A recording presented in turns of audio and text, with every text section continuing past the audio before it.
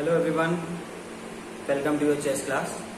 Today I will teach you the quickest way of giving checkmate to your opponent.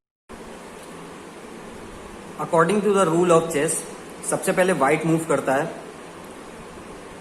Suppose आपके सामने white ने 2 steps इस तरीके से आगे बढ़े, F4 पे रखा अपने पॉन को.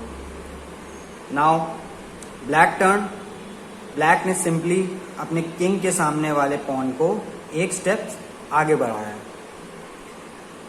अगेन व्हाइट टर्न, व्हाइट ने इस तरीके से G4 पे पॉन को रखा.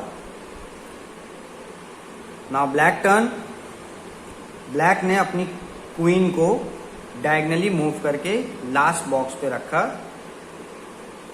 इस तरीके से H4 पे. नाउ आप लोग सब देख सकते हैं कि यहां पर ब्लैक क्वीन ने व्हाइट किंग को चेक दिया.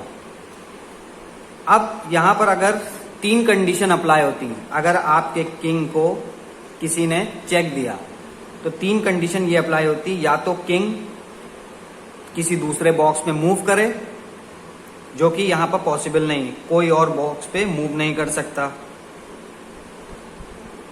दूसरी कंडीशन ये है कि कोई और पीस, सपोज रूक, नाइट, बिशप या कोई और पीस किंग के सामने आ जाए प्रोटेक्ट करने के लिए किंग को, ताकि रास्ता ब्लॉक हो जाए और अपोनेंट चेक ना दे सके या उसका चेक ब्लॉक हो जाए.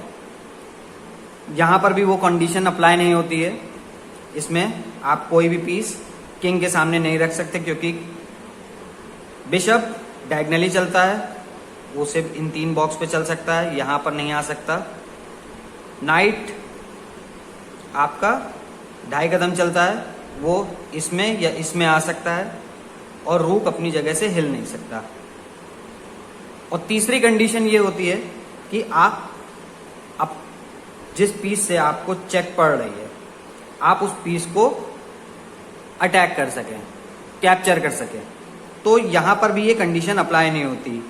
आप किसी भी तरीके से ब्लैक क्वीन को नहीं मार सकते. तो इसका ये मतलब होता है कि check and mate. Now second trick में हमने पूरे बोर्ड को रिवर्स कर दिया. अगर आपने कभी व्हाइट पीसेस लिए हैं तो सबसे पहले आप ही मूव करेंगे, और जल्दी से जल्दी आपको चेकमेट देना है. तो किस तरीके से आप अपनी पीसेस को मूव करना है ये मैं आपको बताता हूं. सेकंड ट्रिक है आपकी, सबसे पहले आप अपने किंग के सामने वाले पॉन को 2 स्टेप इस तरीके से आगे बढ़ा दीजिए. अब आपका अपोनेंट अगर स्मार्ट होगा या आपको कॉपी कर रहा होगा तो वो भी आपके सामने किंग के 2 स्टेप्स इस तरीके से मूव करेगा, लाइक दिस. नाउ अब आपका जो व्हाइट पीसेस हैं, इसमें क्वीन पूरा निकल सकती है और बिशप भी पूरा निकल सकता है. तो सबसे पहले हम अपने बिशप को निकालते हैं, इस तरीके से यहां पर रखते हैं.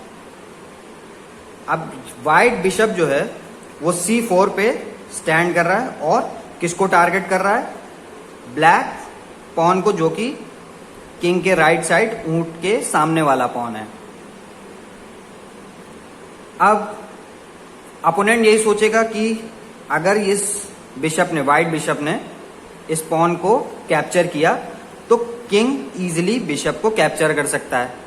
तो यहां पर ब्लैक पीसेस में कोई कुछ नहीं करता, कोई और रैंडम चाल चल देता है. सपोज उसने अपने नाइट को इस तरीके से निकाल दिया, लाइक दिस. और नाउ अगेन अब व्हाइट मूव करेगा. व्हाइट ने अपनी क्वीन को लास्ट बॉक्स पे इस तरीके से रखा. इस पीस को हम लोग टारगेट कर रहे हैं. तो हमने क्या किया, अपने ब्लैक अपोनेंट ने अपनी नाइट को बाहर निकाला और इस तरीके से क्वीन और पॉन को टारगेट किया। ब्लैक यही सोच रहा होगा कि एक साथ हम दो को मार सकते हैं, अगर इसको भी मार सकते हैं या तो हम इसको भी मार सकते हैं, पर हमने क्या किया, व्हाइट ने इसको चेक दिया। अब यहां पर सेम सिचुएशन, किंग कहीं और मूव नहीं कर सकता, कोई और पीस क्वीन और किंग के बीच में नहीं आ सकता और कहीं और जा नहीं सकता, ब्लॉक नहीं कर सकता, और कोई भी पीस इसको क्वीन को मार नहीं सकता। तो यहां पर चेक एंड मेट की कंडीशन अप्लाई होती है। सपोज किंग ने अगर मार भी दिया क्वीन को इस तरीके से, तो यहां पर बिशप पहले से ही उसको डिफेंड कर रहा था, तो बिशप किंग को इजीली कैप्चर कर सकता है। सो ये आपकी दो सिंपल ट्रिक्स थी चेकमेट देने की। नेक्स्ट क्लास में आपको और भी ट्रिक्स सिखाएंगे। Okay, bye everyone.